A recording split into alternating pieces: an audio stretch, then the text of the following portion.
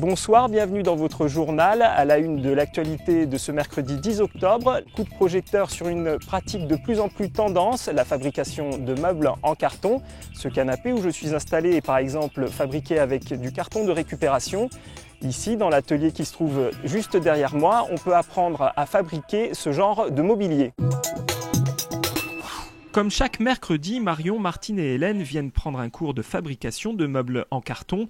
Marion a quasiment terminé la commode sur laquelle elle travaille depuis 30 heures. C'est ma première création. Tout simplement le matériel qui me plaît et puis que ce soit personnalisé, qu'on fasse chacun à sa façon. Personne n'aura le même. Martine, quant à elle, vient de se lancer dans la conception d'un lit pour le chien de son fils. Hélène avance sur une armoire pour sa salle de bain, conçue à partir de carton d'emballage de lasagne. Après, ce sera caché parce que bon, c'est quand même bon, mais voilà, les lasagnes seront cachées. Voilà, on construit un meuble par ses propres moyens, des trucs de récup et voilà. Ancienne trapéziste, Caroline a ouvert son atelier il y a 1 an, après être tombée amoureuse de la technique de conception du mobilier en carton.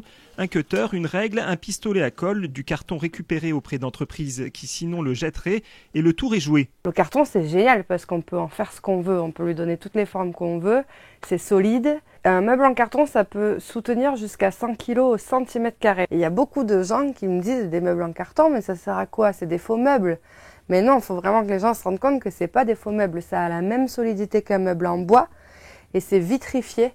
Donc ça met une espèce de couche un peu comme sur les toiles cirées qui fait que le meuble est protégé de l'humidité. Ce canapé est la première création de Caroline. Il lui avait fallu 80 à 90 heures de travail à l'époque. Aujourd'hui, elle conçoit des meubles sur mesure et travaille également pour le théâtre.